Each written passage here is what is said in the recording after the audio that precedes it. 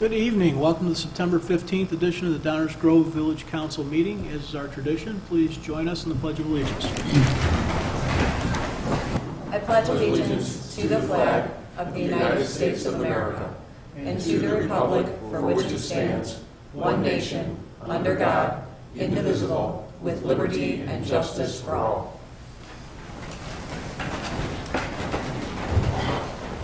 As with previous council meetings, for those present, copies of the agenda can be found on either side of the room. And for those watching at home, the agenda, as well as links to all the documentation we have here on the dais, can be found on our website at downers.us. In the lower left-hand corner, you can find a link titled Current Week's Meetings. Due to the continuing COVID-19 pandemic, public comment will be taken electronically as well as here in council chambers. To submit a question or comment electronically, you can visit that same This Week's Meetings webpage and click on the green Submit Public Comment link anytime during the meeting. With that, Megan, would you please call the roll? Commissioner Jose? Here. Commissioner Earl? Here. Commissioner Wallace? Here. Commissioner Sadowski-Fugit? Here. Commissioner Colavini? Here. Commissioner Gray? Here. Mayor Barnett? Here. We are all in attendance. Good to see everybody. Item 3 on our agenda tonight is a presentation from our Economic Development Corporation, their quarterly report. Mr. Castle, welcome. Thank you.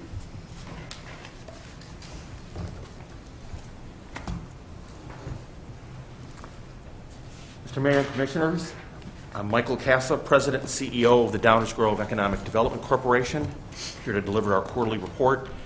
It is great to see everybody. So a few months ago, when we were I was thinking about the third report of the year, I knew that we were going to be talking about the second quarter results. So, but I will be going through that data, as harsh as it is, and then talking about some of the initiatives we've been taking on behalf of our local businesses. So the second quarter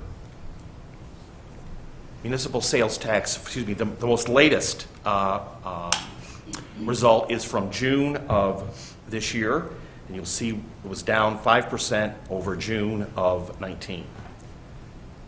Home rule sales tax was down much more, 17% over the same period, June of 2019. One of the things we try to do at every one of these presentations is talk about the different retail segments. The state of Illinois publishes sales tax for the different segments in the commercial sector.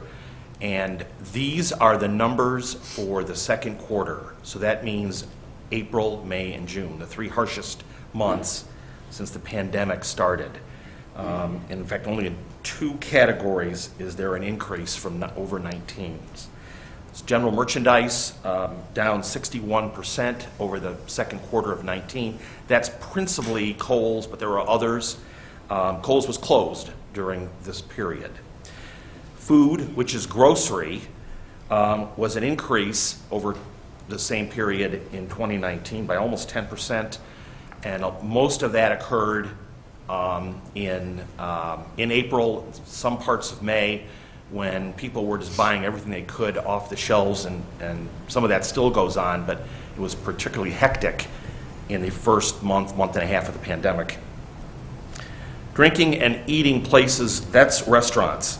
And since most of them were closed during this period, you can see the decrease of 40.5% or 39.5% over the second quarter of 2019. The numbers for this will be better in the third quarter since restaurants were permitted to open, and we had the advent of outdoor dining. Apparel, most of the stores were closed during this quarter. It's the smallest sector in Downers Grove, smallest segment, but it was down 68% from the same quarter a year ago. Furniture, appliance, and electronics, which is the category that says H&H and radio. So that would be Best Buy type stores, appliance stores, and furniture stores. The furniture stores were all closed during this quarter. Most of the appliance stores were closed during this quarter, and electronic stores like Best Buy were open during some of the portions of the quarter, but we're limited to curbside pickup. So that sector, which is an important one for us, was down 43.5% over 2019. The second quarter of this year saw an increase of 16.5% over lumber, building, and hardware. That's Best Buy, Ace, includes stores that have other home improvement type merchandise, and they were open. And one of the reasons that that sector did so well in the United States over a year ago is because, frankly, there were so many people who were at home and they were working on their gardens, working on their homes, and Home Depot was open. It was actually someplace you could go and buy something. So that sector did see an increase, again, year over year. Automotive and filling stations is car dealerships and sale of gasoline. That was down. I'm surprised it isn't actually down larger, but because people were working from home, so they weren't buying as much gas, and people were not buying a lot of cars. So there was a almost 11% decrease over a year ago. And the last one, which may seem surprising, is drugs and miscellaneous retail. The state doesn't break down the pharmaceutical sales, like from Walgreens, versus all the miscellaneous retail categories. But my hunch is that there was an increase in the drug side of this number, but a substantial decrease in the rest of it, because most of those stores were not essential and they were all closed.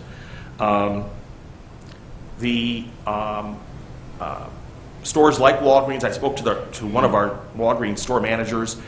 They were doing just fantastic in terms of their business in the early stages of the pandemic. People were stocking up. It has leveled off, but with the flu season and the end of the year when people just get sick, they're expecting their normal increase.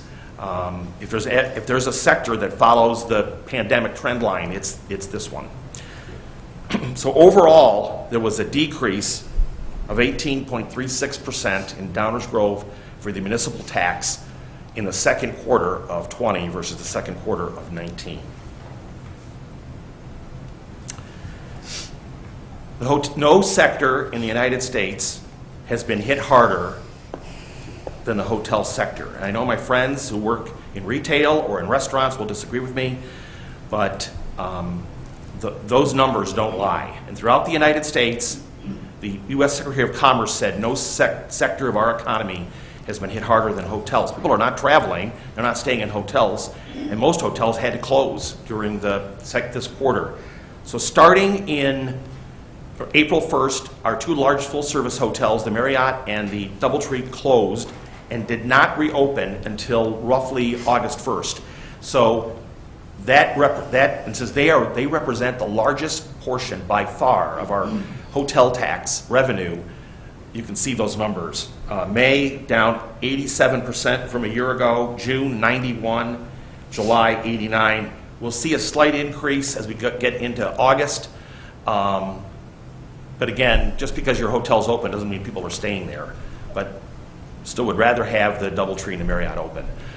The other hotels that were open, the limited service ones, they actually saw some, given the pandemic, some decent occupancy rates. The problem was the rates they were charging. They were charging way below what they normally charge for a room. And for those hotels that were taking in unusual, for them, clientele,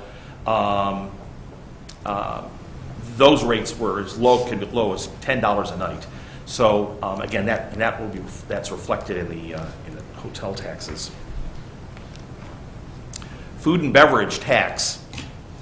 July of 20, which is the most recent month that the village has reported, down 10% from a year ago. The numbers were obviously for the tax, as I reported last time, were far less because these restaurants were simply closed to a large extent during that second quarter. Okay, let me change subjects because I'm getting depressed. I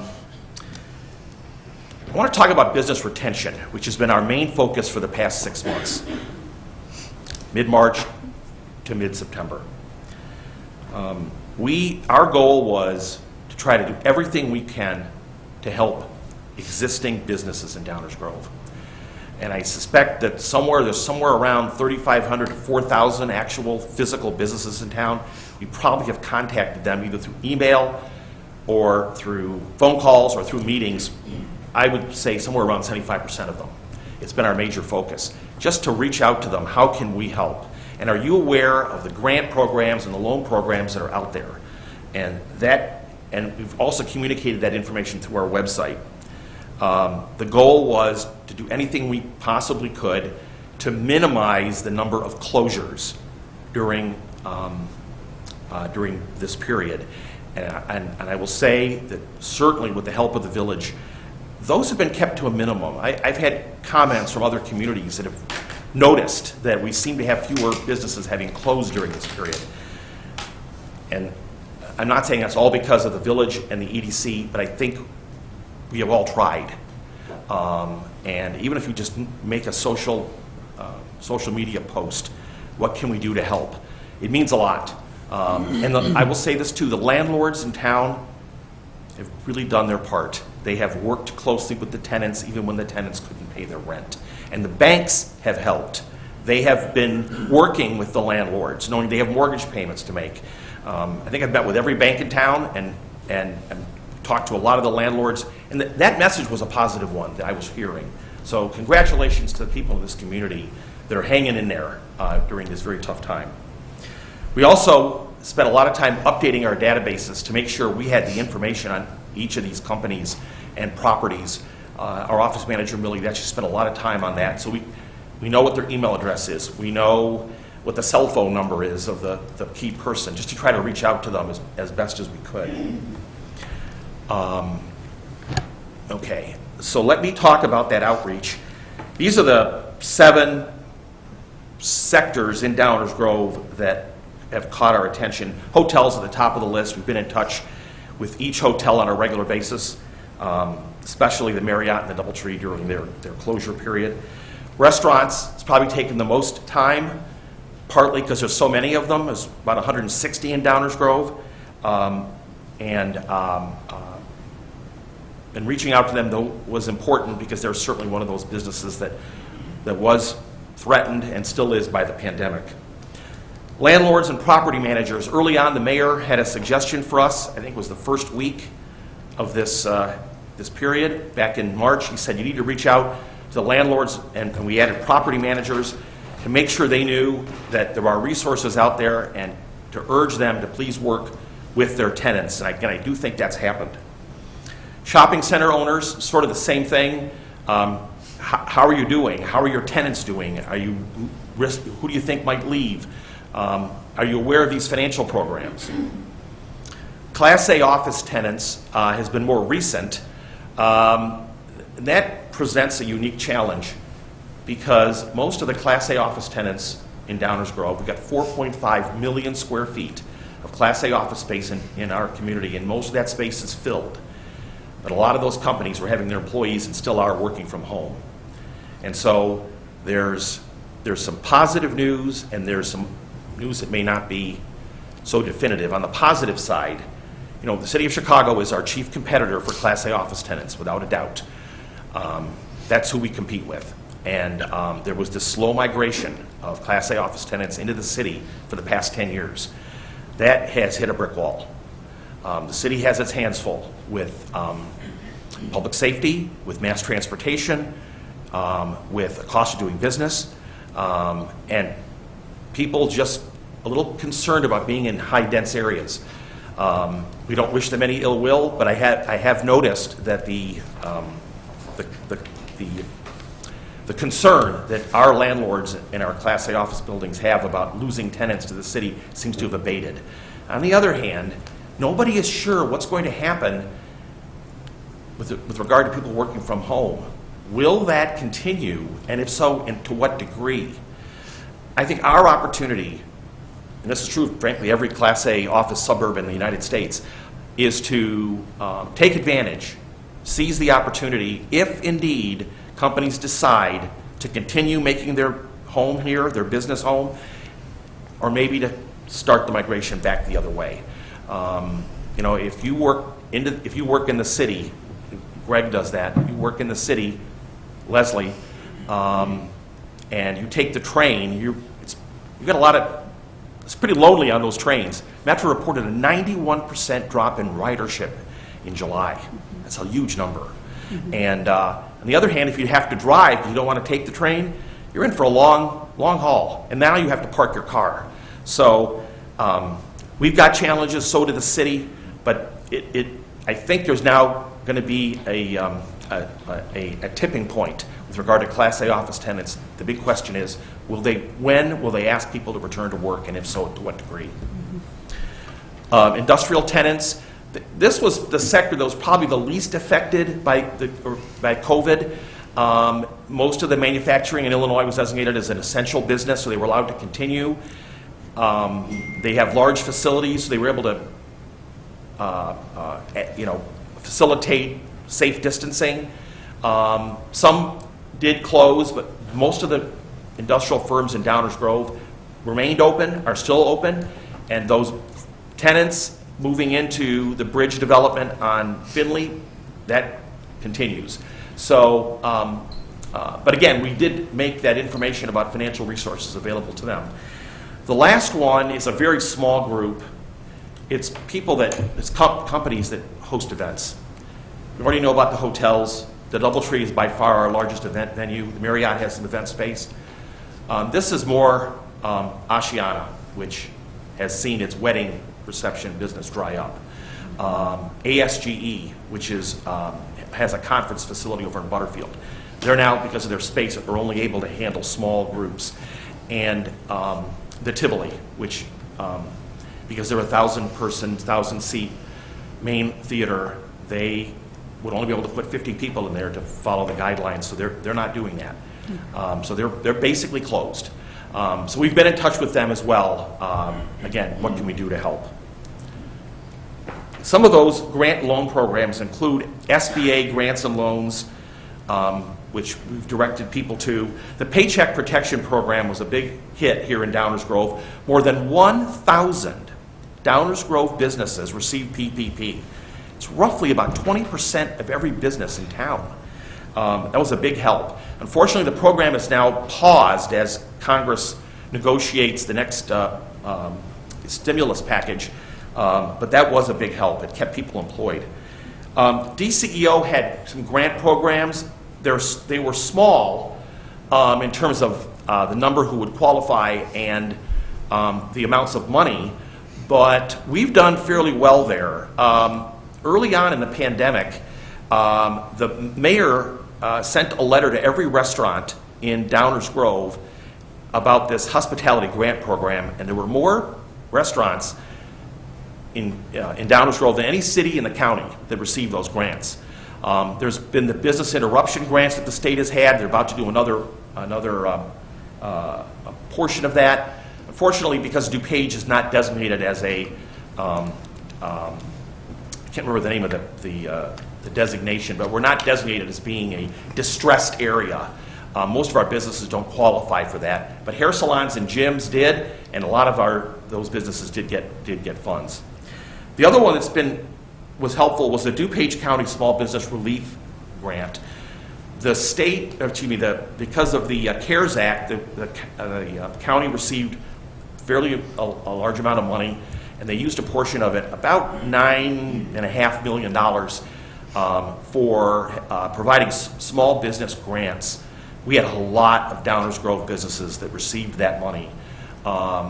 They just closed the last portion August 28th.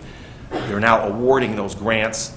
We will make available the list of the total companies and who they were that received them. $15,000 was the maximum. The criteria was you had to have $1.5 million or less in sales. You had to have 15 or less employees. And a lot of small organizations. Three not-for-profits in Downers Grove did receive funding. The Chamber of Commerce, the Downers Grove Swim Club, and the EDC.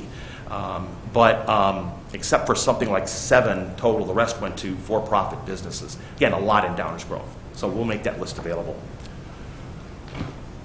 We've used our website to communicate as best we can.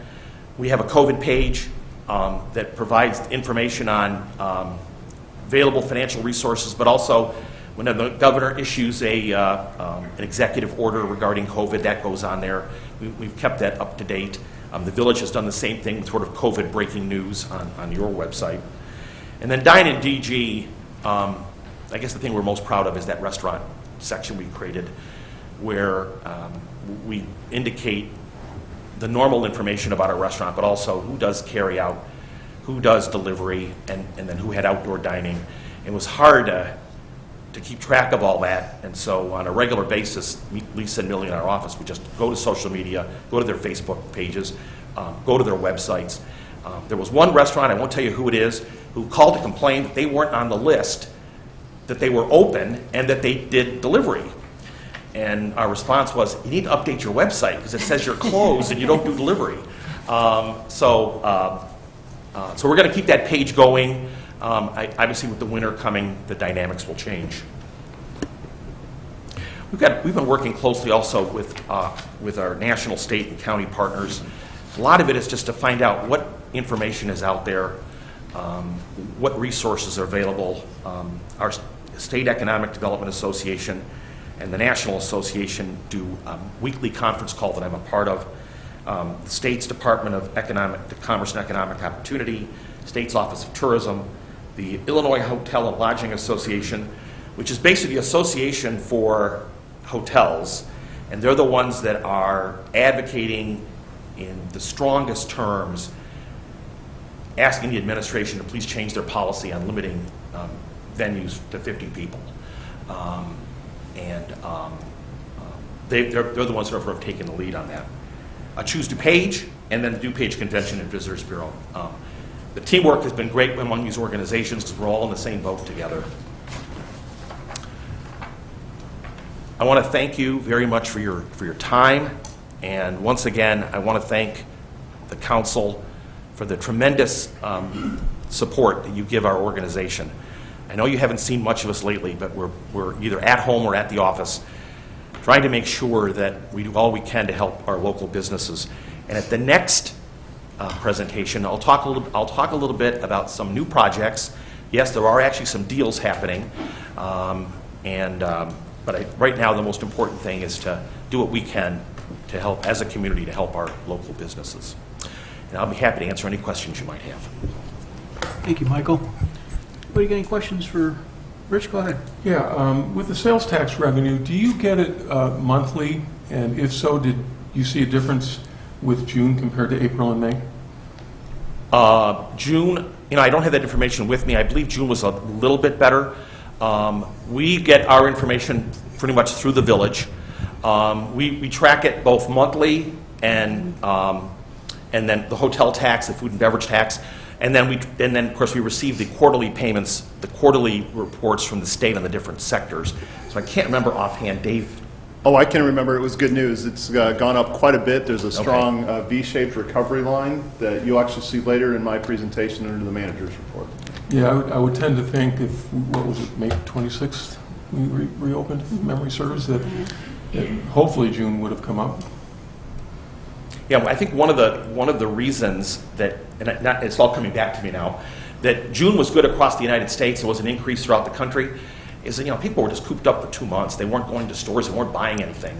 And June was sort of when the restaurants began to sort of have their reopening. They were allowed, they had the outdoor dining was permitted. It's just, there's just so much uncertainty out there about what the future holds. And so I guess that's my answer. Thank you. Anyone else? Kavanaugh, please. Thank you, Mayor. Michael, first of all, I'd like to say thank you. I always enjoy when you come in. We know how hard you guys are working, even when we don't see you. We know how hard you're working. You scared me for a second there with this home improvement number. It's up 16.59%, and I think if you look at the receipts on my office desk, my family accounts for at least 15% of that number. So everyone up here, kind of that you're welcome kind of thing. The question I had was, thank you. You're seeing a lot of this kind of float around from the city and throughout the state. on this Class A office front. You're seeing a lot of the companies realizing and kind of putting the notice out now that we don't need as much space as we thought we did going forward. Hopefully, we haven't seen any of our companies pulling back out of any kind of agreements, which would be great news for us, or have you heard of anything hitting the radar, which would be an indicator going forward? That is a great question. So there is one company in Downers in Highland Landmark that is reducing its footprint, but they're in a long-term lease, so they're going to sublease their space. Yeah. We are seeing a dramatic increase from people subleasing their space, where they can't get out of their lease, but their people are at home. ASG is an example. Their second floor is vacant, and they're going to look to sublease that office space. The dynamics in the Class A office sector are really interesting. New York Times did a story on this a few months ago, and every company is grappling with this. I got employees at home. I am paying this enormous rent. Class A office space is expensive everywhere. Paying this enormous rent that we're not using. And we were thinking about going into the city. Now our employees are, not sure about that. The other thing I was talking to Dave about recently, there was this dramatic trend in recent years to collaborative workspace. And in the city, a lot of the Class A office buildings retrofitted their space for this. Companies shrunk their footprint and asked their landlord to basically convert the office space to a collaborative one where you have 10 people at a table. Those days are over. COVID has meant people do not want to imagine sitting close to each other having a glass screen between you. So we're going to go back, at least for a period, to traditional office space where everyone has their own office, and that's the suburbs. That is our product. It's also the people working from home will relieve a problem the suburbs had, which was parking. During the era of collaborative workspace, people would come to me and say, I'd love to move my company to Downers Grove. We're going to have fewer square footage, but we're going to have the same number of people because we're going to cram them all into this collaborative workspace. The problem is parking is based on square footage, and so the parking requirements weren't matching up. And of course, expanding a parking deck is expensive. Now, if you have people working from home going forward, and companies want to stay in the suburbs, they can do that, or even move to the suburbs, and not have that parking worry. So I'm hoping that there's going to be an opportunity here, but again, it's all going to be dependent upon, are people going to work from home, or are they going to come back to work, and if so, when? Nobody knows the answer to that. But we're going to see a lot more subleasing because of companies that don't need that much space. Great. Thank you, Mike. Great question. Thank you, Michael. Thank you very much. It's good to see you as always. It's good to see you. Anybody who knows me knows I'm a people person. So this has been so tough, work just sitting in front of a computer. So I really relish this. I can actually see people. This is great. So thank you very much. Thank you. Thank you. Item 4 on our agenda tonight are minutes of previous council meetings. Is there a motion concerning those? Mayor, I move that the council adopt the minutes from September 8th, 2020 as presented. Second. Any comments or questions from council? All those in favor say aye. Aye. Opposed? Thank you all. Item 5 on our agenda tonight are public comments. This is a section in our meeting where we take public comments or questions on items not on tonight's agenda. So if you're here this evening on a subject that is not on the agenda this evening, please come on down to the podium.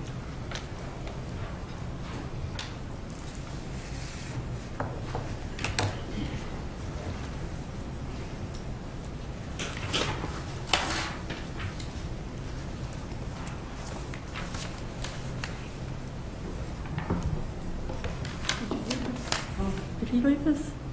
Just leave it there. Oh, okay. Thanks, Rose. My name is Rose. I live at 1120 Forest.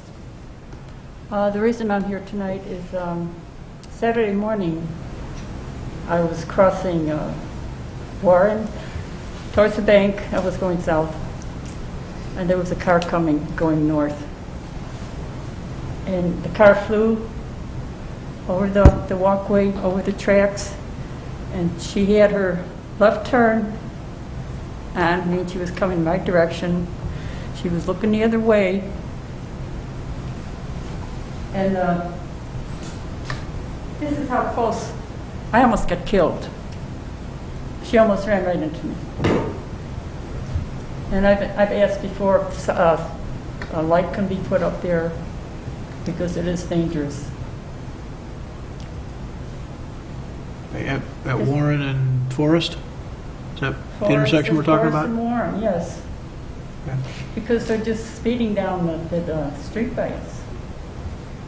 They just don't care. You know, they try to bypass Main Street when the trains are there and they come down our street, they come speeding. And the one Saturday night, I was up on my balcony and I can see when the cars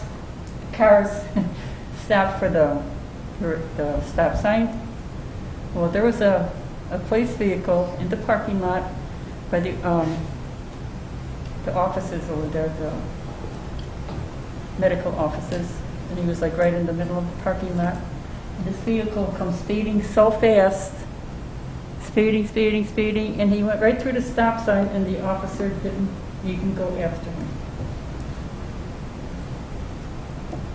And I think I wish I would have had that on tape. Because he was out there to do a job, right?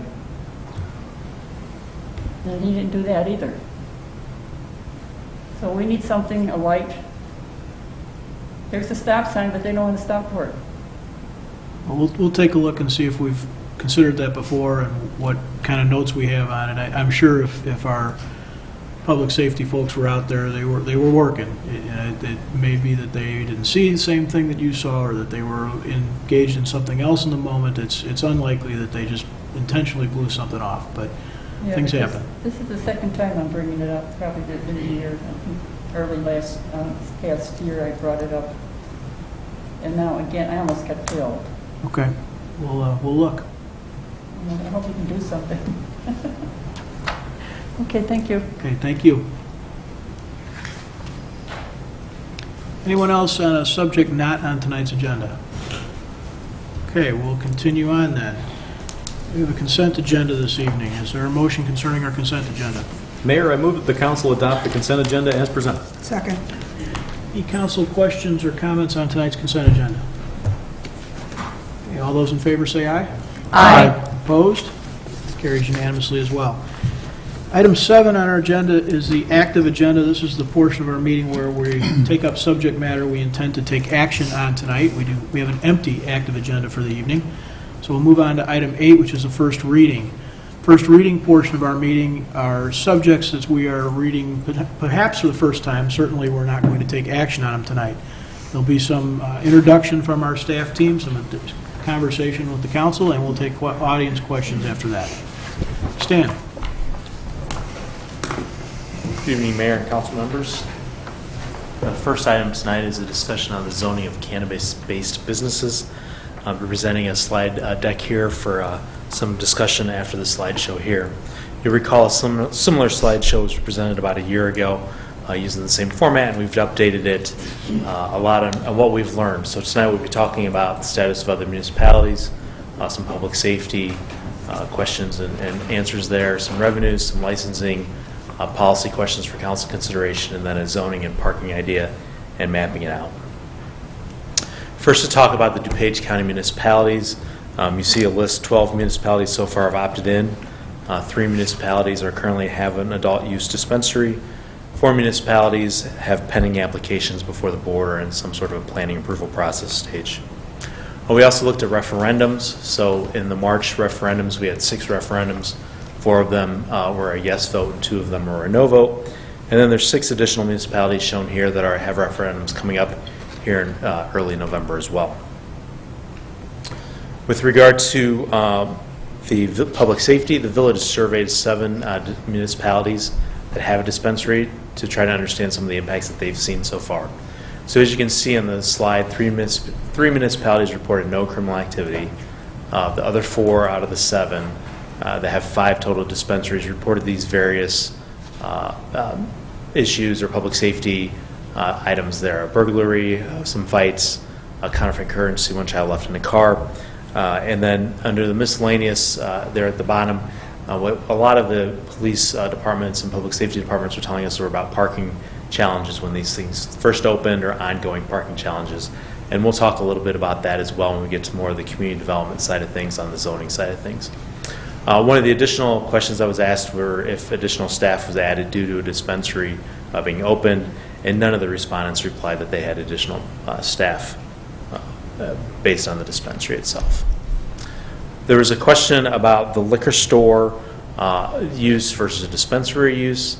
You can see there's a variety of responses on the screen here. There's reports of a series of liquor store burglaries that were similar to a recent burglary at a dispensary. But then there was also one that was in contrast to an attempted burglary at a dispensary. One reported that there were many more criminal calls at a particular liquor store, but only reporting a general increase in disturbance type calls at the dispensary. So just a wide range of ideas here. One municipality doesn't have any liquor stores. So again, just a variety of responses from the 7 municipalities that our public safety team requested survey help with. Moving on to our current revenue stream that the village has coming in, and that's the local government distributive fund. So the village currently collects approximately $3,000 a month through this revenue stream, and that's through the Cannabis Regulation and Tax Act, where the state distributes 8% of the remaining revenue to the villages to fund crime prevention, training, and interdiction efforts relating to cannabis. So the village has been receiving this money this year.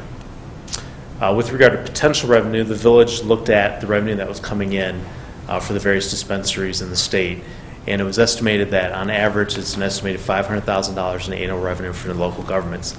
Now that's based on monthly sales for all of the adult use dispensaries in the state of Illinois, so that could go up or down just based on current market conditions and depending on what other municipalities have a dispensary and how close and how far people are willing to travel to purchase this product.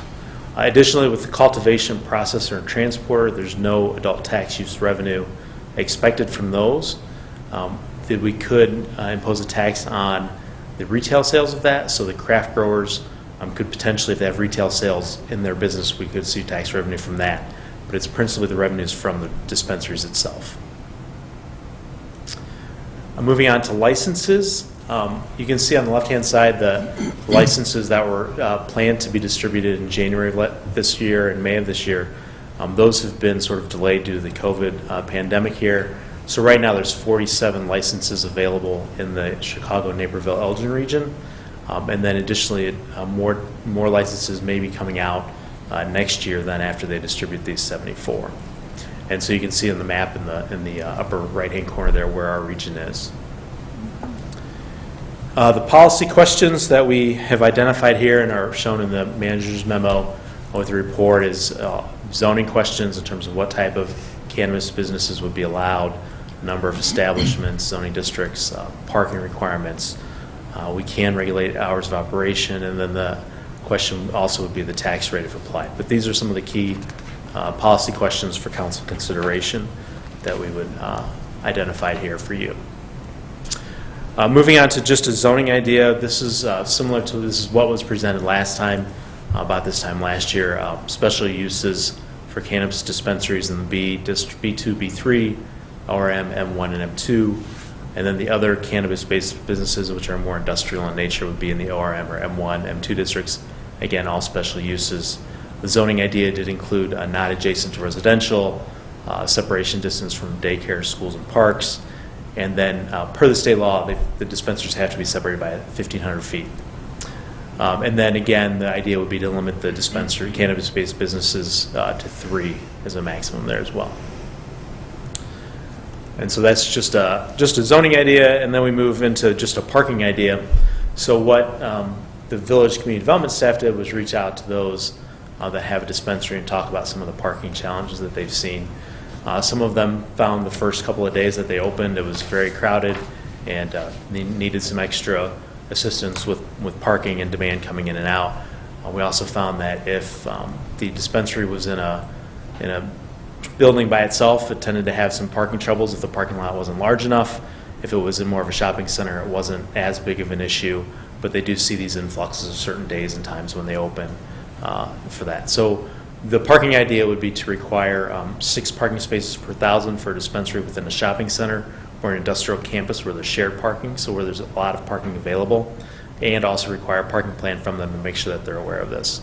If a cannabis dispensary were to be in a standalone building, requires 7.5 spaces per thousand.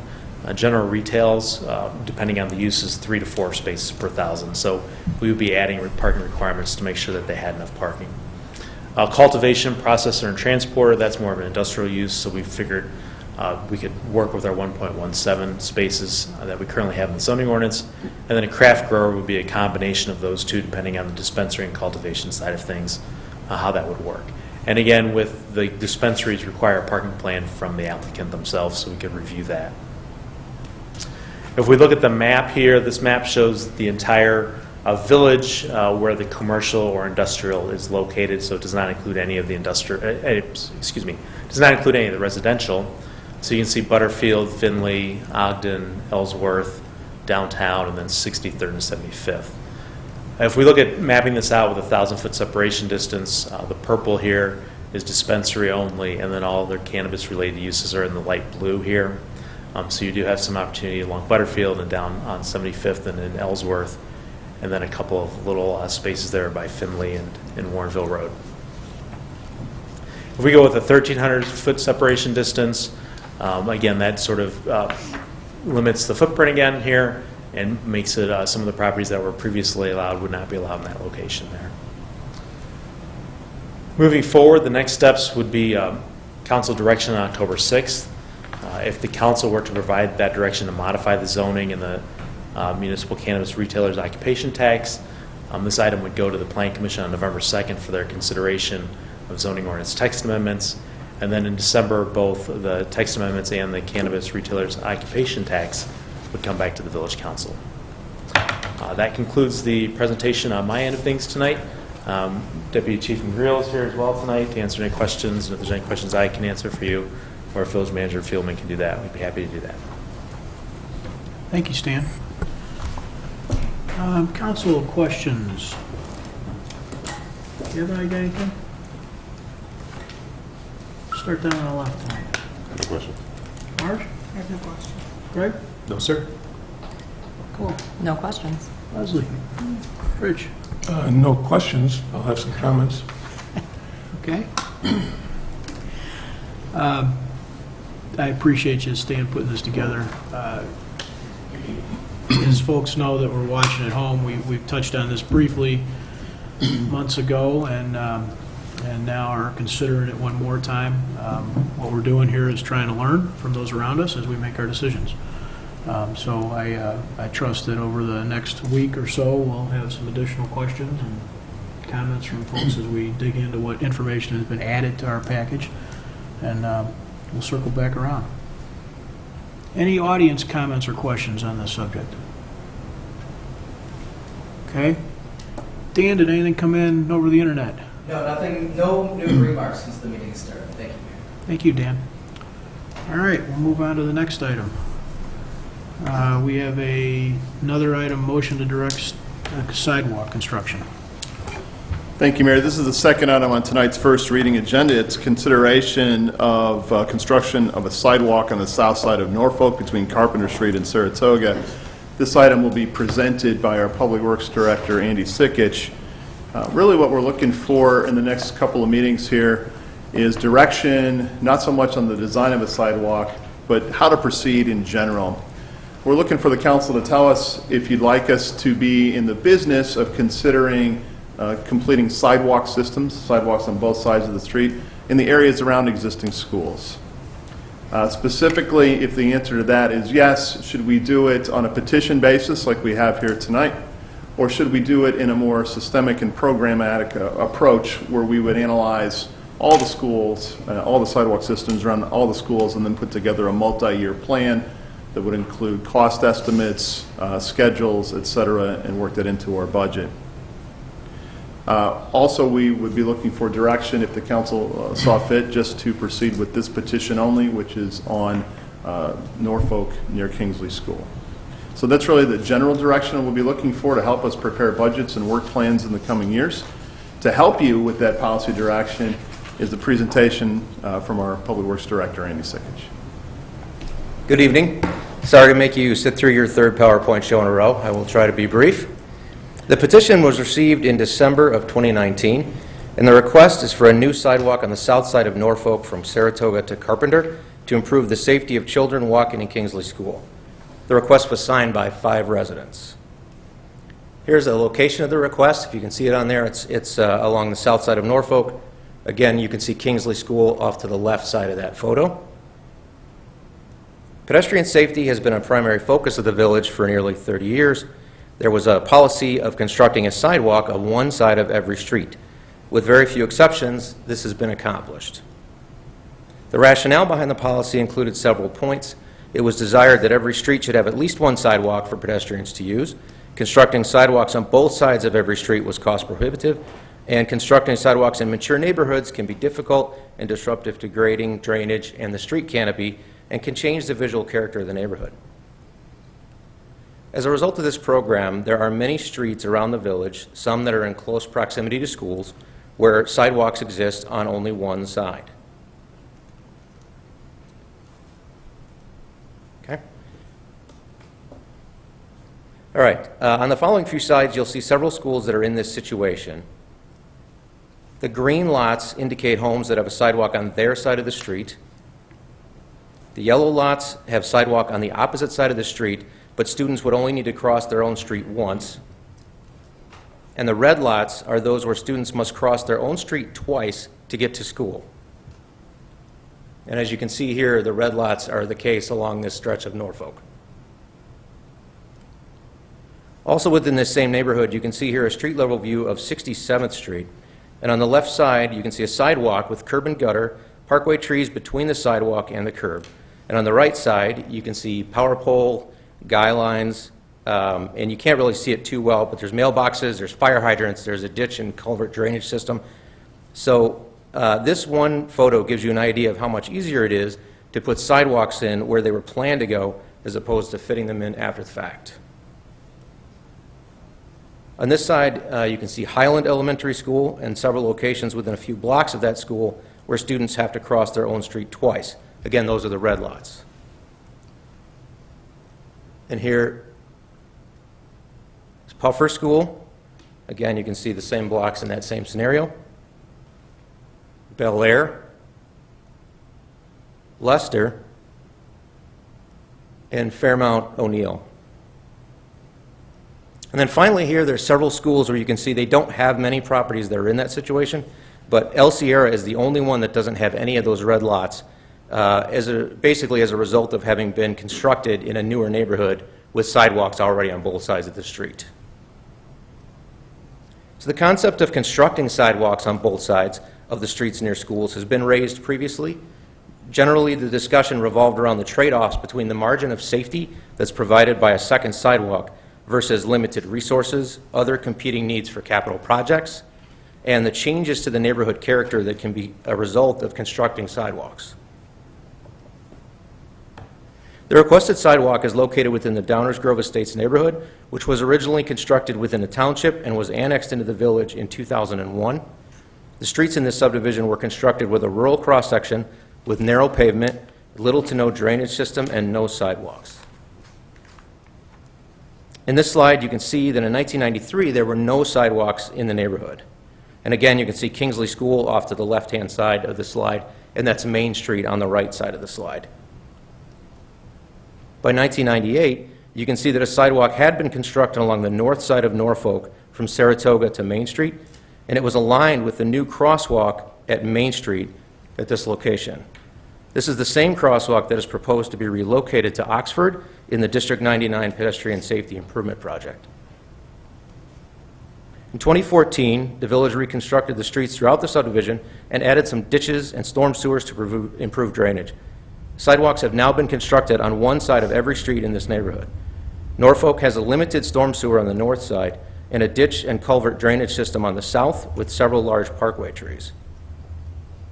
This is a photo of the requested location from about mid-block looking west, and I'll blow it up for you here. It's still kind of hard to see, but on the left-hand side, you can see where those yellow dashed lines are. That represents approximately where a new sidewalk would go. You can also see the existing sidewalk on the right side, which is the north side of the street. And you can see the several large parkway trees And it's actually a little harder to see, but this is a ditch and culvert system off to the left side, and the ditch actually gets a little deeper behind where this photo is taken.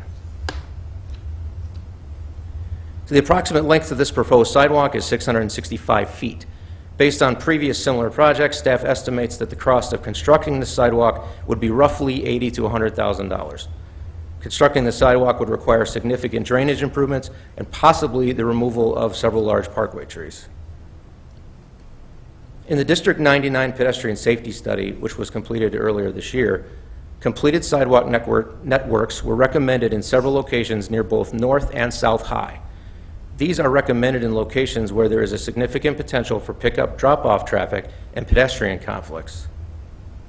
And a sidewalk along the north side of Norfolk at this, the south side of Norfolk at this location could be considered in that same context if it is warranted by traffic and pedestrian volumes and if changes to the neighborhood character are considered. This may also be impacted by the recommendation to relocate that Main Street crosswalk from Norfolk to Oxford. So staff recommends that if the council desires to construct sidewalks on both sides of the streets near elementary schools, a complete sidewalk network, this should not be done on a case-by-case basis. A comprehensive analysis should be performed so that decisions can be made on a systematic basis as to where sidewalks should be constructed, which locations take priority, and what the budget and construction schedule should be. A second sidewalk along Norfolk at the requested location could be considered as part of this larger comprehensive analysis. This petition was considered by TAP at their July and August meetings. Public comment was received at those meetings, including support from District 58. TAP recommended prioritizing the construction of a new sidewalk at this location, as well as completing a comprehensive analysis of sidewalks near elementary schools and developing a plan for constructing sidewalks on both sides of the streets in those areas. And I'd be happy to answer any questions that you may have. Thanks, Andy. So just really what we're looking for here is just general direction. Would you like us, as we're preparing the FY21 budget, which comes out in a few weeks, would you like us to prepare it in such a way that would allow us to construct the specific sidewalk requested? Or would you like us to prepare for a system-wide study and analysis of the sidewalk systems around all the elementary systems, schools? Or simply, no, we're not interested in expanding our sidewalk system at this time? Thanks, Dave. Any council questions or comments? We'll start on this side, Rich. Yeah. So I'm generally in favor of a sidewalk there, but there are really some pretty serious mitigating factors. The trees you mentioned, if we had to cut those down, would dramatically change the look of that neighborhood. It would look like a brand new cornfield subdivision. There's one 32-inch caliper tree, two 32-inch calipers, one 32-inch caliper tree, two trees that are 30 inches in caliper, one that's 12 and a half, and then two stick trees at 3 and 2.5. My preference, if we had to put sidewalks in there, would be to go around them. There is also an alternative. There's a company called Big Trees in Minooka who has a 96-inch spade. They can actually move trees of that diameter with the understanding that they have to be trickled water for that period of time. Now, drilling down in this particular site, there's only 10 feet easement there. I don't think we'd be able to get by with a ditch there. I think it's going to be too narrow and too steep, which would then indicate that we have to put storm sewers in. And if we have to put storm sewers in, then we're talking more study, more cost. Then the other thing that comes into mind is as that sidewalk ends at Carpenter, then you have the block east of it, which then runs from Carpenter to Main Street. And then if you have kids going to South, dumping across at Oxford, coming over to Norfolk, then they're going to be walking down the wrong side of the street, on the street. So then it kind of begs the question, would we need a sidewalk there? Would we need to move the crosswalk from Oxford to the north side of Norfolk and the light there? So even though it looks simple, it's a lot more complicated. So I think the fact that somebody had raised this issue, they're passionate about it, they've got little kids there, and they want them protected. As we know, those of us who are parents, kids will take the shortest path anyway. And if they're forced to cross the street, then they have to cross a busy street twice. So if they're not paying attention, it's a bad thing, and if they're paying attention and listening, it's sort of another bad thing. So I think we have to look at it. I think Leicester probably has similar problems. Commissioner Jose probably would know more than that, and Marge, because of your involvement there and your living in that neighborhood. I did tour the other schools. I didn't see something that was as pressing. I know Norfolk, because I live near that neighborhood, so I see all the traffic that goes to Downers Grove South, the school buses, the kids that won't walk to school that are driven to school. There's a lot of them. So it's kind of a nasty area to try to cross. The stop sign has helped, so I think we should make that permanent. So I guess my answer is I think we should do a study. I think we should study this one first. Thanks, Rich. Yeah, without going into too many of the same details, I have a lot of the same concerns. Have we ever done any sort of a pedestrian and traffic study in any of those school neighborhoods that have red squares, for lack of a... Yeah, so when we completed the high school pedestrian safety plan in partnership with District 99, that spoke to a couple of schools. It touched tangentially on Kingsley. It also touched on issues related to Herrick Middle School, its proximity to North High. That specifically was pedestrian related. We have done some neighborhood traffic studies in areas that include some of these schools, but those were heavily focused on vehicular traffic, not so much pedestrian. Got it. So we really haven't conducted anything of this sort thus far? No, we took a brief look at it in, I want to say 2015-ish, 2016-ish. A similar policy question was raised. We just barely started in on it. At that time, we chose not to pursue the study. Yeah, I mean, just because of everything that is involved with adding a sidewalk, it's not as simple just putting a sidewalk in. It is taking down the trees, adding storm sewers. Yeah, I would be more in favor of making sure that we're getting an evidence-based approach of where we would be putting sidewalks in. There are also utilities in that ditch. Right. Gas and water, I believe. Okay. Cool. Yeah, I just want to thank the 5 residents for bringing this forward. I think safety has been at the forefront of our minds for about the past year now. And all of us up here have children, whether they're grown or whether they're little right now. But what I'm getting out of this presentation is this is not unique to the Kingsley area. And those trees that would need to come down that Commissioner Colavani mentioned, maybe we could remove them. I know there was a staff response to some of our questions was that they inspected the parkway trees and they did not recommend that the trees be transplanted. So I feel like right now that's kind of in question whether that's possible or not possible that they can be transplanted without risking them dying. And then that 2012 stormwater ditching system having to be reworked, as people mentioned. So at this time, I am in favor of a comprehensive analysis, and that way we can decide, things like which locations take priority, a budget, a schedule, all of those things that go into that. But, I don't think that this is something that is going away. I think that people are more cognizant of safety issues around our schools, and I do think we need to address that. Thank you, Mayor. Thank you. Greg? Thank you, Mayor. I want to thank Commissioner Colavani for laying out the various concerns. I don't want to repeat any of them, but I share those concerns in terms of stormwater, trees, exactly what the scope of this project is when it comes to do we need to put in stormwater or storm sewers, things of that nature. I'm going to bring up a perhaps dirty phrase, sidewalk matrix. We exhausted it back in, I think it was 2015, when we got to a rather large argument about whether to put a sidewalk through Clyde Estates. We'd essentially, after 30 years, gotten to a point where we got down to some unique neighborhoods in Downers Grove, and did we really want to go down the road of changing the character of them, as Mr. Sikich laid out? We came to the conclusion at that point that we would not.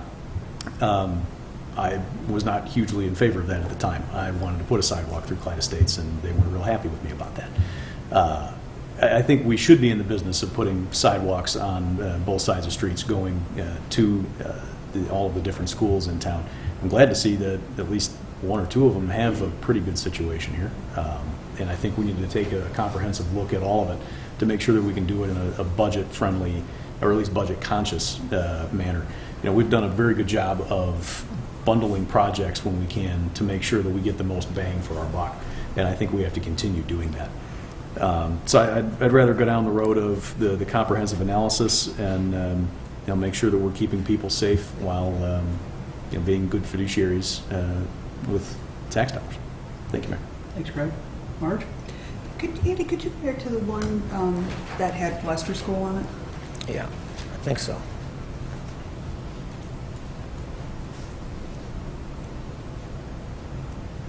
There you There we go, go. thank you. That little red block right in, is right below Leicester School on here, gives me a daily near heart attack. I have been advocating for a sidewalk on that portion of the street for the same reasons we've all been talking about. And it's just a difficult block for it to be constructed on because of things that are in the way, utilities that are in the way, trees that are already in the way. One of them being a tree I love very much that I fear might come down because of this.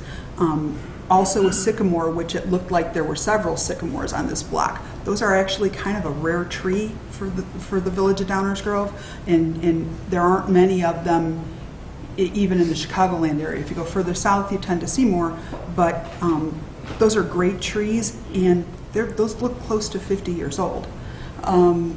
I really hesitate to just do this without studying it, because this is not unique. We've got lots of people, including this one that gives me a heart attack, that need to be looked at in a more comprehensive manner so that we can get all the kids to school safely. Not just the high school kids, but the grade school kids too. So I think the comprehensive manner, looking at it, is where I would prefer to go with this. Thank you. Thanks, Marge. Kavanaugh? Thank you, Mayor. I'm just trying to keep this really short. I think in reading through this information, and thank you, Andy, the first thing that came to mind was, as a parent, that's where your mind kind of naturally goes, is how do you focus first and foremost on keeping our kids safe? And so to kind of make this short and sweet, I am in favor of us kind of looking at how do we do this in a manner that looks at it from a feasibility standpoint and that looks at all the angles, including the cost and benefit, and how we can get this done. So just more in-depth information on this topic. Thank you, Kevin. A couple of questions I had, and you don't have to answer these tonight, just things that came up in listening to the conversation. One, I guess, is have we ever considered or done, or what's the logistics behind the idea of changes in right-of-way? You know, I obviously don't know the answer to that. That's probably a Andy and Enza kind of thing. But as you got these various obstacles, whether it's along Norfolk or anywhere else in town, I don't know if that's an opportunity that may be out there. Some sense of time frame would be helpful to me. If we thought we could study this thing in an hour or in a decade, that would be good information.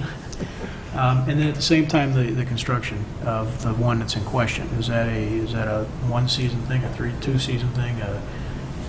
I'd like to understand that a little bit better before we actually decide a course. My inclination is to want to put a priority list together, use that nasty matrix word, and start. It should come as no surprise to anyone that's been following my comments on sidewalks and streets, that I think we should have sidewalks on both sides of every street, and I think we should have curb and gutter. So if we put a sidewalk in and it forced us into curb and gutter, I'd be grinning in the background. That said, I think for me the important thing to convey in terms of my opinion to staff about the subject is that all these difficulties that we have with constructability and feasibility, they're real, and they, as Marge said, they exhibit themselves all across town. I think we should be prioritizing the sidewalks.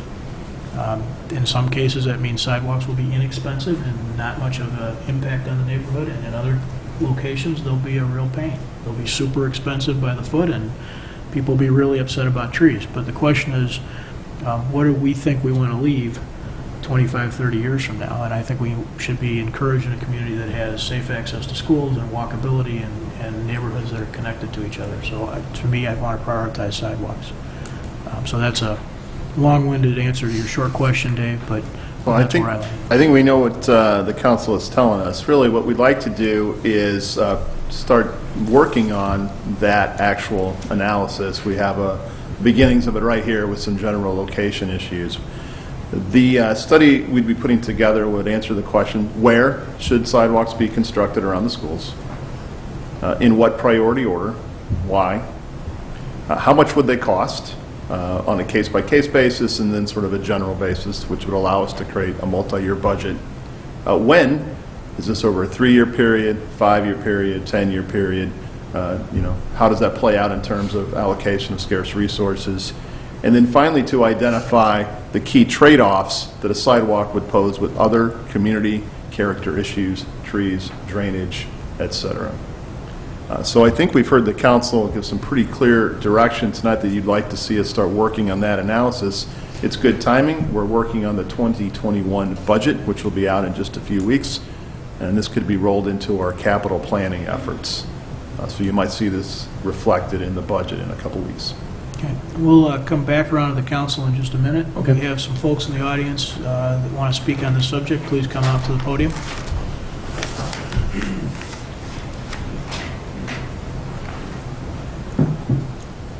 Hi, I'm Noelle Schwartz. I live in the Kingsley neighborhood. I don't know where to begin. I guess my neighbor Julianne Green lives on Norfolk, and she has signed the sidewalk petition. She's been advocating for sidewalks for many years, even before the 2019 petition. So this has gone on for years. I think she's emailed Mr. Barnett before he was mayor and just reached out and had discussions. I think I more so got involved when I saw that the village had hired the Schwartz company, and I saw that they paid $50,000 and District 99 had paid $40,000, and Kingsley Elementary School did not receive the survey. North and South were receiving the survey. They were looking at the areas, they were doing the analysis, but the elementary schools were not being looked at. They were not being pulled into. So we were doing all the analysis and we were paying all the money, but like the elementary kids were not being looked at. So when you're saying analysis now, I'm thinking, are we going to pay this again for the elementary kids? Who's going to do the analysis?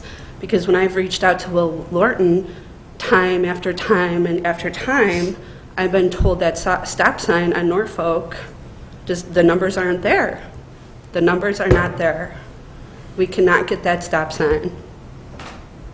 So I see at the high school everything being done, but I can't get the stop sign. And then last week, Janice Fellows was here, or the last meeting, and she said that stop sign was still just considered, what's the word I'm looking for? Not permanent. Temporary. It's just still, we're seeing if it's going to work out or not, so these are my concerns. Again, I know we're in a pandemic and this is not the most important thing ever, but the world, I would like to think, is going to go back to normal, and I would like the kids safe. And Norfolk Street, as I've heard people say, is very dangerous because there hasn't been a stop sign. It's a drag street for these high schoolers. The school buses have gone down. I've called the high school. I've reached out. I was the one that sent an email to Mr. Barnett, Dr. Schwartz, Dr. Russell, who's been amazing, and Mel, our principal at Kingsley, and I said, why aren't we all working together? Why are we not all sitting at the table talking about this and working together? Why is this elementary school 2 blocks away and we're not talking with the high school, and why aren't we working together? So they did. They started, Dr. Schwartz started coming to the elementary school, Dr. Russell started bringing him in.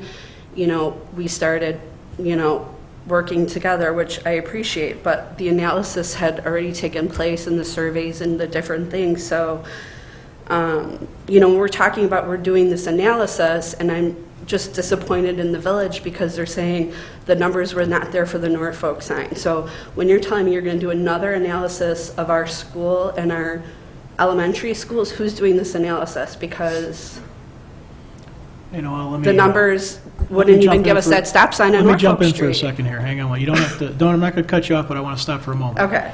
Analysis can mean a lot of things, right?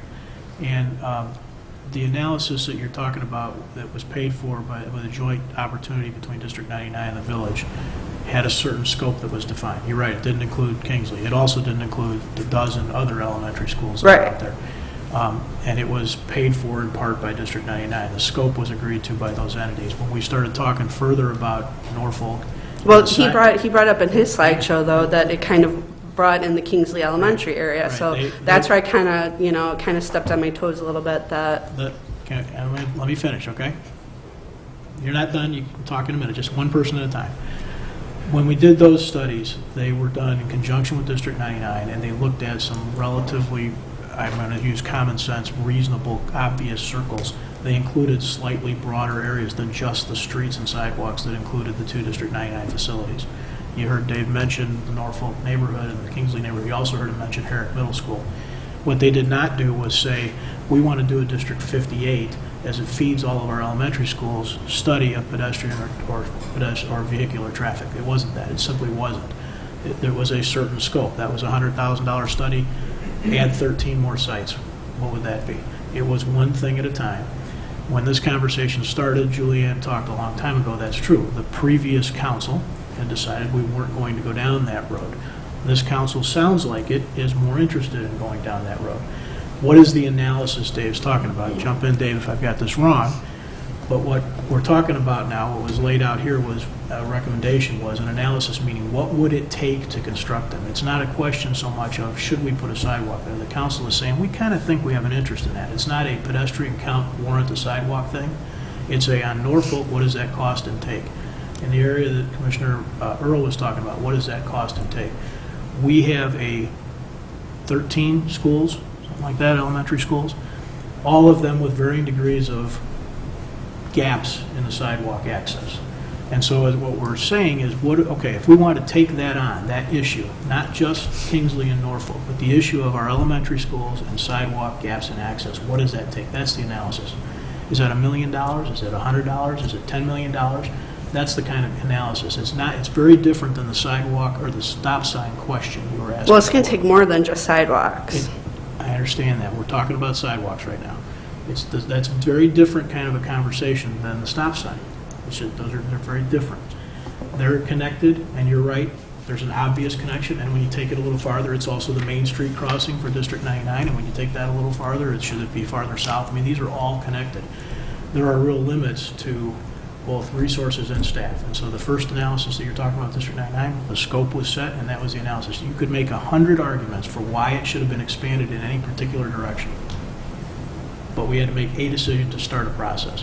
What we're doing now is talking about starting a process to work on sidewalk access in 58 neighborhoods, in particular yours. That's a good thing. You can't roll back the clock on the past.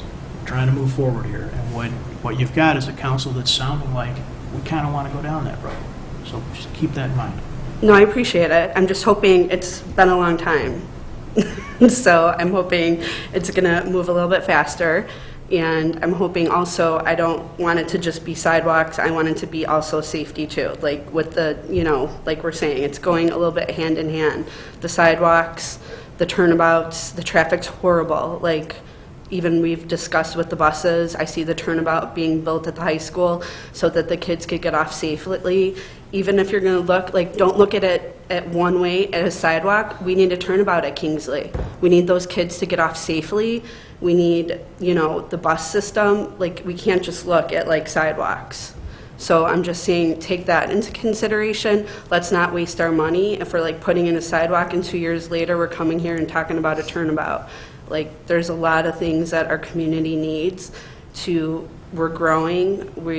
I'm sure that you see, and things are coming up to it. So I guess hopefully we're moving in the right direction. And, I love the beautiful trees and different things like that. But these little ones that, in the slideshow, Kingsley was brought up. It is in the neighborhood 1 block away from the high school. So I'm sorry, but I think that that survey should have just went to the elementary school too. I know that, you know, south is different, or, you know, north, whatever school is close to that high school. I do believe that that survey should have went to those elementary schools too, to see what those parents thought as far as the high schoolers, you know, what traffic and those high schoolers driving. It's a big problem. So I hope that, you know, in the future that we're looking and thinking of those little kids, because right now when you look at those elementary schools and you go out and you look at South looks a lot safer than the elementary school. And to me, that's disheartening, that we're keeping the high schoolers safer than the elementary school kids. So hopefully we'll work in the right direction to keep them both safe. Thank you. Thank you.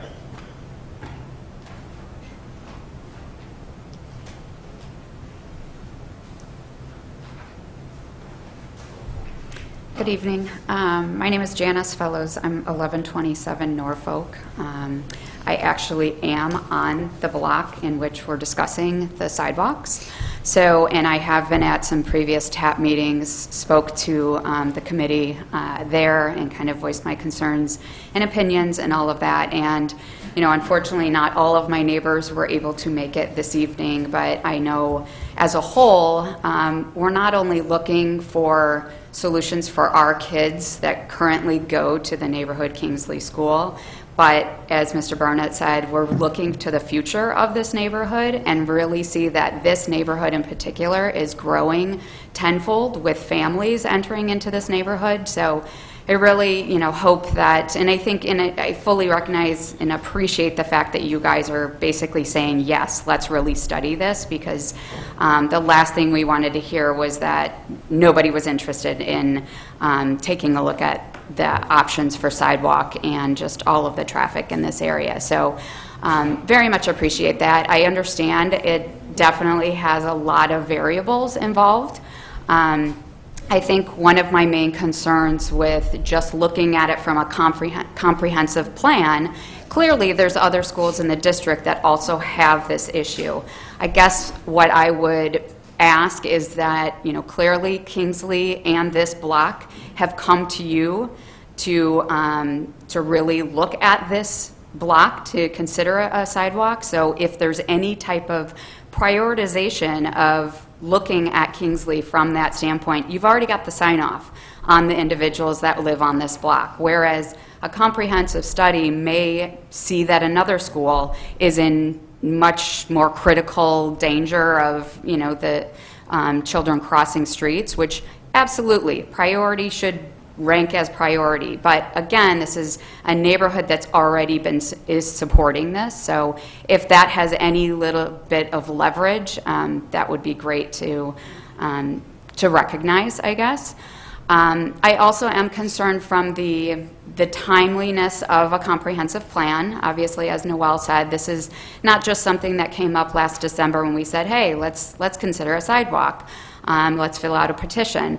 This has been something that's been ongoing for a number of years. So, you know, just making sure that we're doing this in a timely fashion. And lastly, my other concern is, you know, as the comprehensive plan is studied and other schools are kind of looked at, I think we're in another unique situation where we've got Downers Grove South and a lot of traffic that comes through there. And as Noel said, that, you know, at one point it was studied, our street was studied, and a stop sign wasn't even relevant to be able to be placed there, which just blows our mind to think that traffic coming through from south does not warrant a stop sign for an elementary school for little kids that are crossing the street multiple times.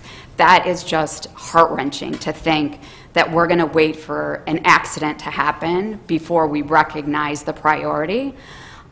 So, you know, again, the timeliness of all of this, the fact that these neighbors are already on board with it should kind of rank a little bit. And, you know, just making sure that this goes in just an expeditious fashion. So, you know, the safety of our little ones are really top priority no matter what. And I really kind of appreciated hearing Mr. Barnett say that, you prefer to have sidewalks on both sides of the street throughout the village. That just blew me away because I didn't think that was at all anybody's thought and an objective and whatever. I know we'll never get there, or we'll get there maybe in another 30 years, but what we can do now to support the families in the future is really what it's all about. So thank you very much. Appreciate it.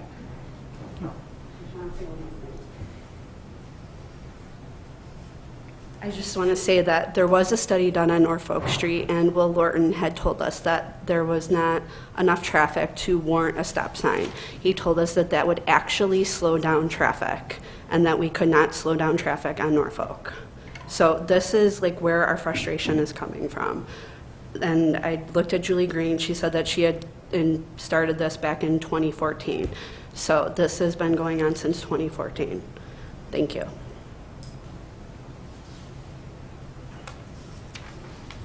Good evening. Mel Hackett, principal of Kingsley School. Thank you so much for your time tonight. You can see I'm the lucky principal of a school community with very involved parents. This is truly, you've heard tonight, this has just been going on. These parents have been advocating for a while, and we are certainly grateful for that. We are also very grateful for the dedication of the village. Meeting after meeting with, Mayor Burnett and Dave Fieldman and many others. So we just want to thank you on behalf of the District 58 administrative team. We also want you to know that, it's sounding like tonight that we're going to move towards a comprehensive plan here. And so we are absolutely committed to whatever it is we need to do on our end to partner with you guys. We're ready to do that. Thank you. Thank you. Okay, we'll circle back to the council. Rich, you had something you want to add? Yeah, a couple of questions for Andy. How close to a mature tree can you put a sidewalk? Sorry, I walked over. I should learn better. I should sit over here. You're getting your steps in, so. So that's a challenging question to answer because different species require different distances. And a 32-inch tree requires a big distance to stay away from it to keep it alive. We've done this a lot. We've put in a lot of sidewalks. There are instances where we can save trees and put the sidewalk in, and then there are instances when we can't. In this particular case, we would have to do a little design work and do a little more investigation on these trees. One of the problems is when you put a sidewalk in next to a tree, typically you have to prune the roots. Right. And if you prune too much of the root system away, it can not only kill the tree, it can also make it dangerous. So we'd really want to dig in kind of the weeds, no pun intended, and look at that. Okay, and then the second question, I don't know if this is for Dave. Have we expanded the right-of-way in situations where we needed a sidewalk and we didn't have enough easement?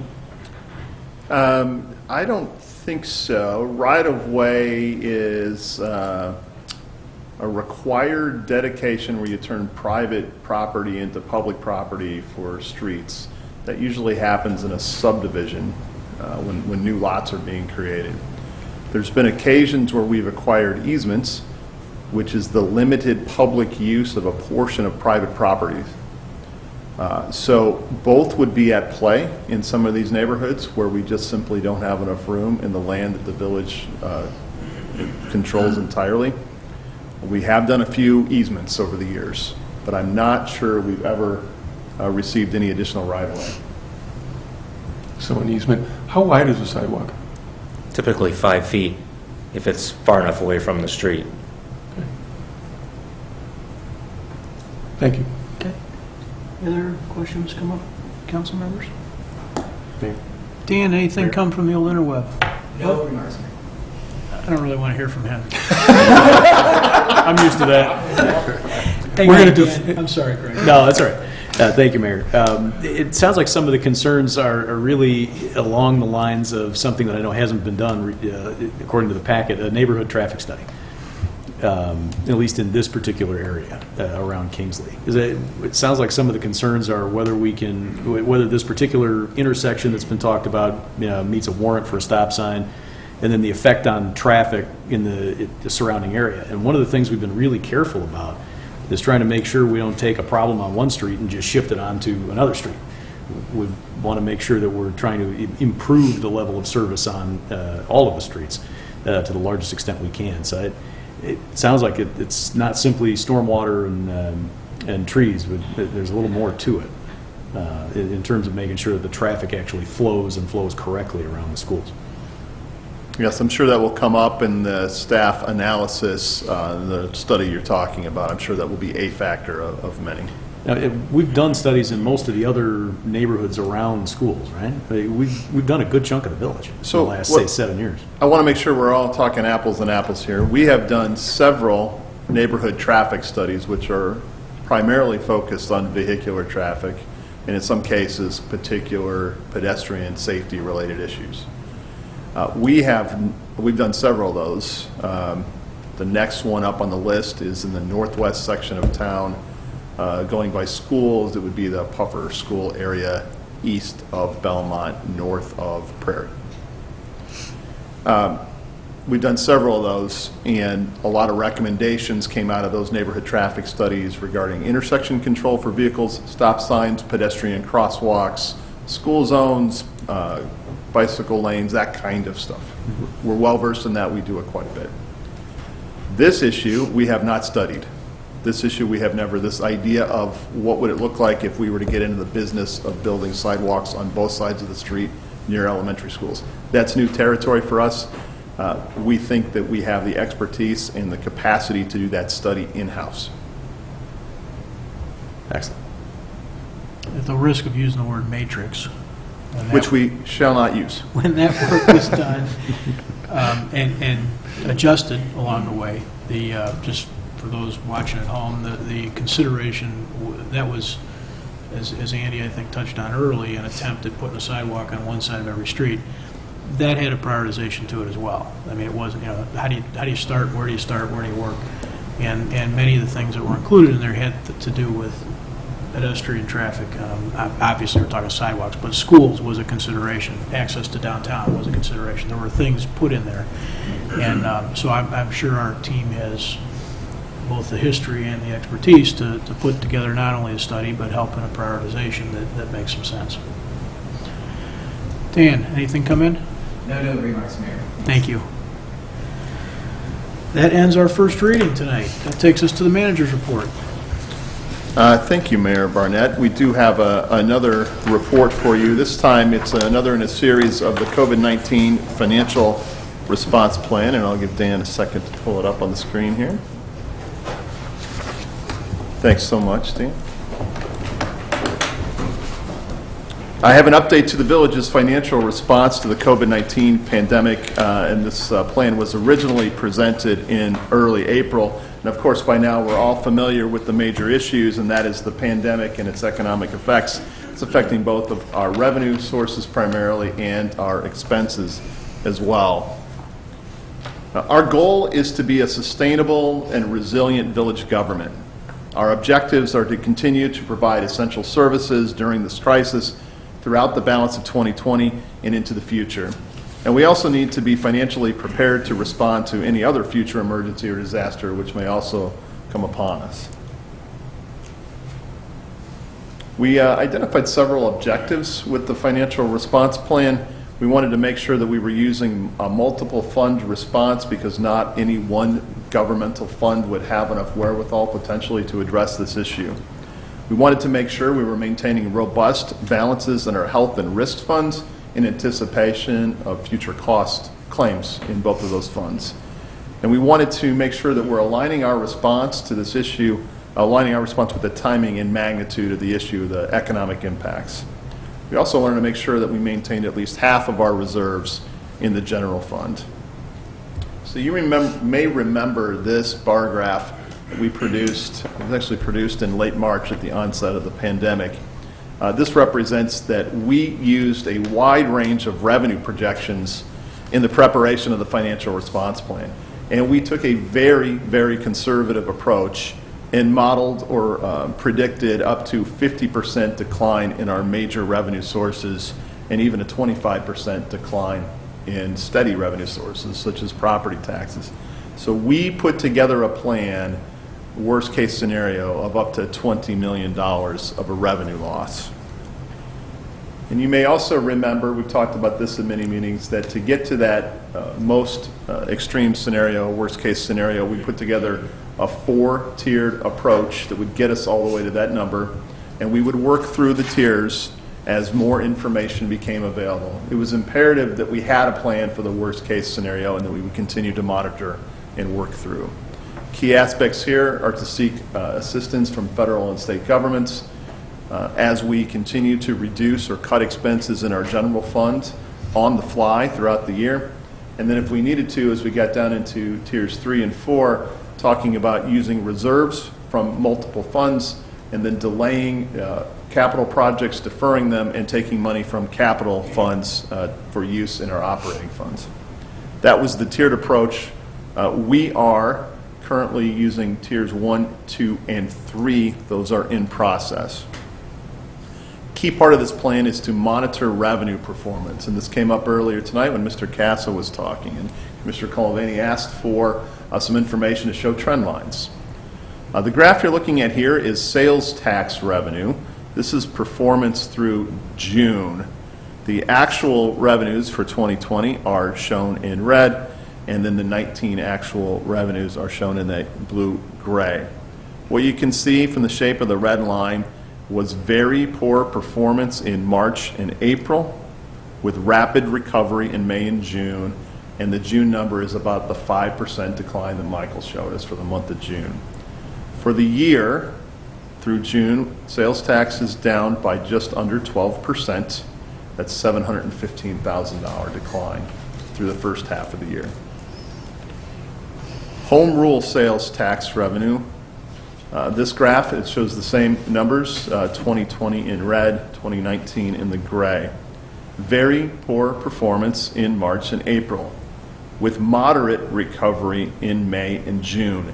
Not as strong of a recovery as it was in sales tax. This suggests that residents and non-residents were buying more vehicles.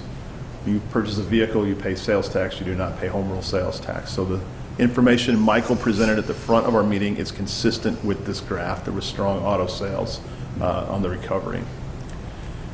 Home rule sales tax through June is down by 16%. That's off by about $142,000. Food and beverage tax, same information on the graph.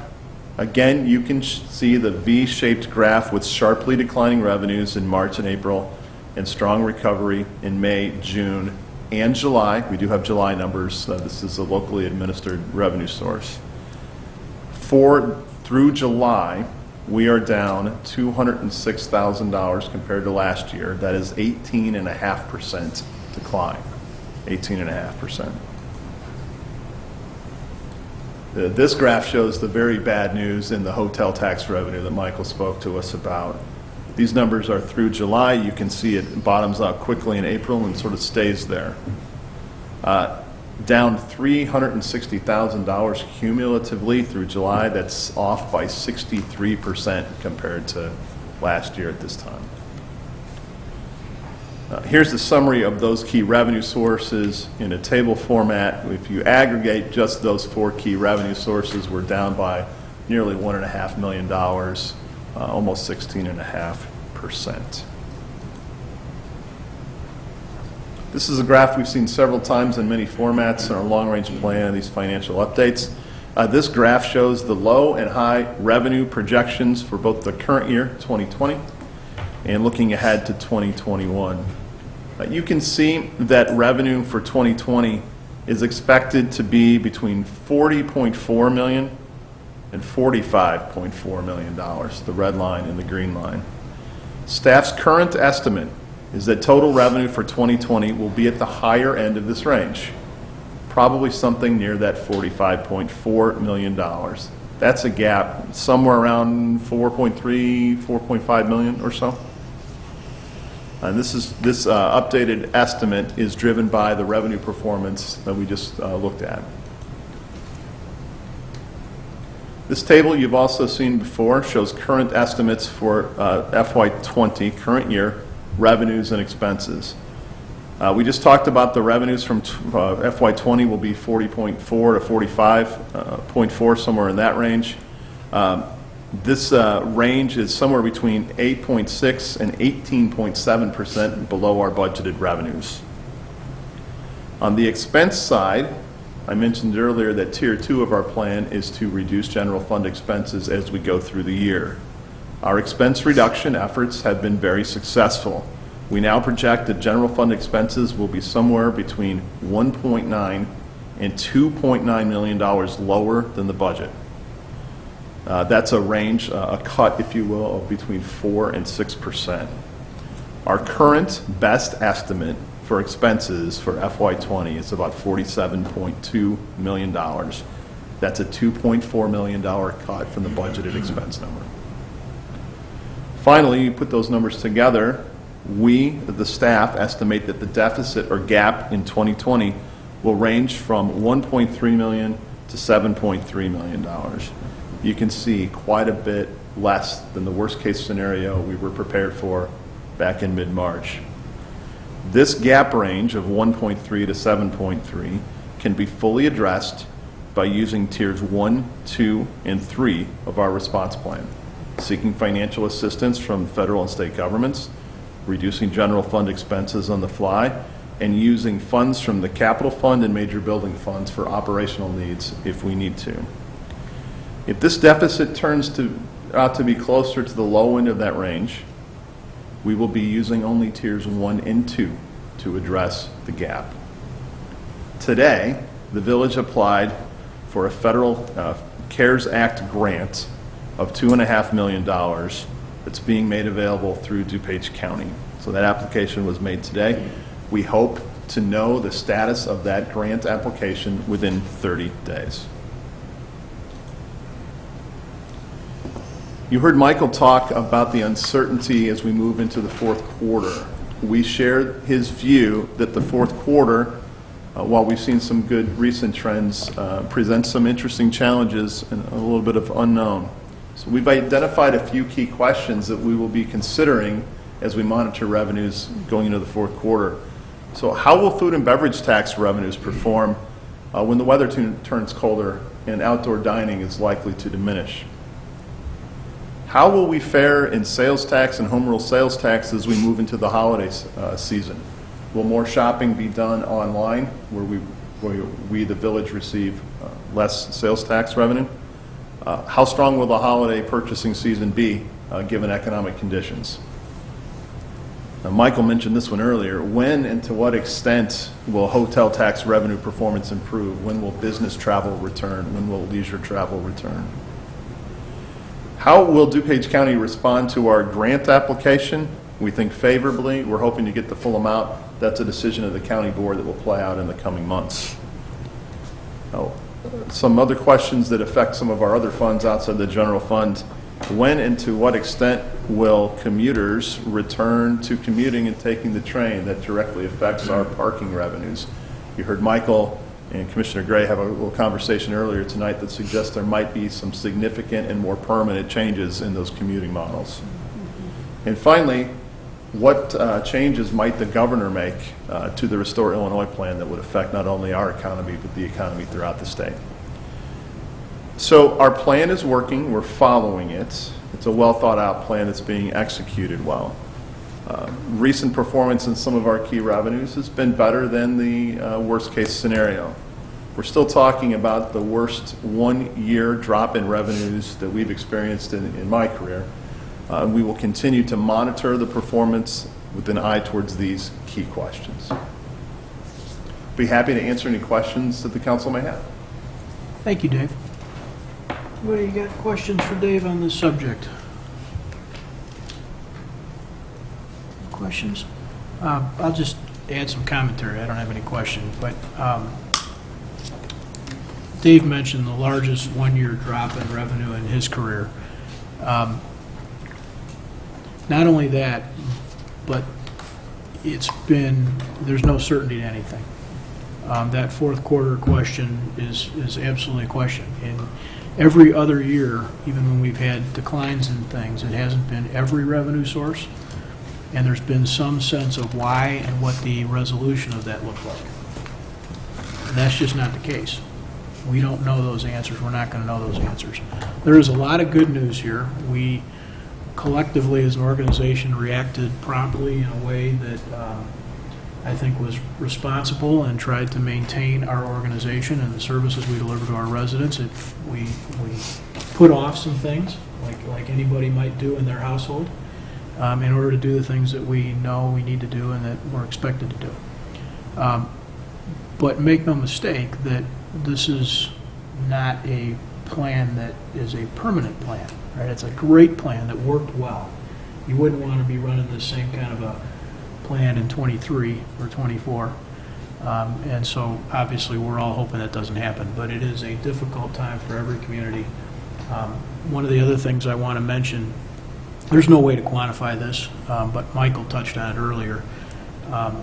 His observation that we're doing certainly as well and maybe better than some others in terms of businesses that have managed to hang on and survive.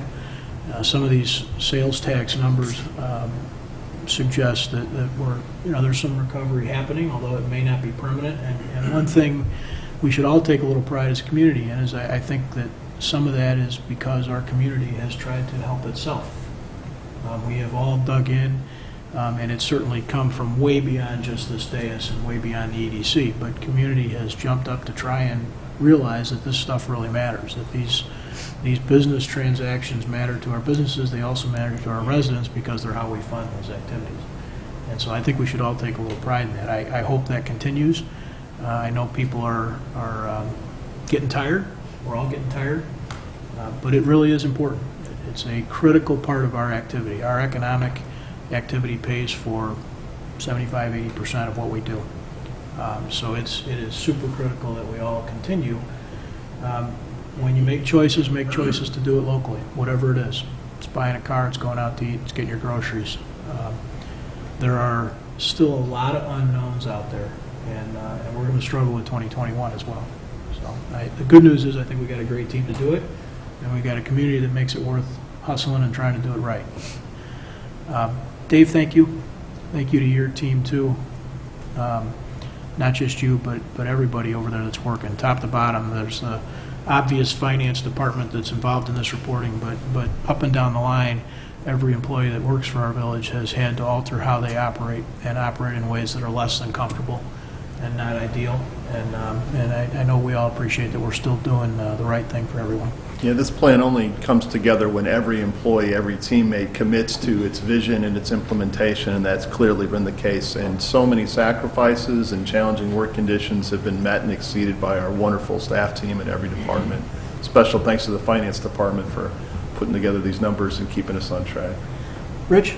Yeah, I just have a thought and kind of a question. I noticed today that Foxtail put out those wonderful heaters that they use in places like Southern California where the cool breeze comes off the Pacific Ocean. Would we have any issue with our temporary outdoor dining if tables and umbrellas turned into tents with plastic sides on them to extend the season? Yes, there's some significant challenges in the downtown. You may recall that when we talked about some emergency orders that were confirmed by the council, we did extend the outdoor dining in the public areas to November 1st, and then the manager, I could extend them down to November 15th. After that, it becomes some issues with snow and ice control in the public sidewalk areas in the downtown. We have a team that's currently considering extending the time frame for outdoor dining in privately owned properties.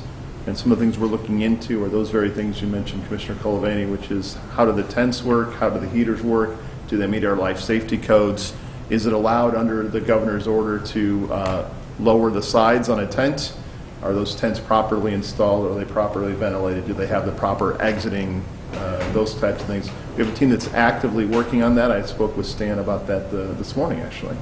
So we should have more information on that as we get closer to October. But the public portion, public property, it looks like it is not feasible given our snow and ice control issues. Okay. Thanks, Rich. Anyone else got questions for Dave? That ends our manager's report tonight, Mayor. Thank you. Thank you, Dave. Item 10 on our agenda tonight, mayor and council member reports. This is an opportunity in the course of our meeting for council members to bring up things that are on their mind, talk about goings-on in the community, any report outs they might have on other activities. We'll go ahead and start. I'm going to jump Kavanaugh down there since he's looking for notes. Okay. No problem. Thank you, Mayor. This is real quick. My family makes fun of me for being the last person, I think, definitely in the village here that reads a newspaper. But I came across something today that really made me smile. We tackled a lot of big issues tonight. Feels like one of them where we've had a full plate. But this past Sunday in the Tribune, you've heard me in the past kind of point out when the village has been spotlighted. This past week in the arts and entertainment section, there's kind of a fall preview. The Tivoli was highlighted. And it was just a great piece focusing on Chris Johnson, and what our community is doing. It just kind of ran across us this afternoon, and so I want to make sure that I get it out so we can kind of have fingers on it. But just a real cool piece seeing our village, kind of piggybacks on what the mayor said earlier, just really taking pride in our place and where we live and some of the things that are going on. But I think the last part of this kind of caught my attention because it's not just dealing with how the family is managing to keep the cinemas operating and going. This kind of caught my attention. I thought it was really cool. Is this a bummer of a situation? Absolutely. At the same time, every fiber of my being says, just get over the hump. Get to the other side, and we'll all be able to enjoy the return of going to the show. The big picture, he says, both figuratively and literally, is nothing but positivity down the road. We just have to get there. And there was something about that just made me smile. Apply it to the movies, or we can just apply it to our life. So thank you, Mayor. Thank you, Kavanaugh. Marge? I cannot follow that. I have no report, Mayor. Greg? Well, you didn't want to hear from me anyway. All right, then, moving on. I have no report, Mayor. Thank you. Rich? You know, after we've seen these sales tax reports, I would just really like to ask the Downers Grove residents to, if you can shop within Downers Grove and dine within Downers Grove, nothing against the surrounding suburbs, but it really helps those businesses, it helps us out, and, you know, in the long run, it helps you out too. So please do that. Thanks, Rich. No report, Mayor. No report, Mayor. And I have no report either. With that, is there a motion to adjourn? Mayor, I move to adjourn. Second. All those in favor? Aye. Opposed? We are adjourned. Thank you and good night.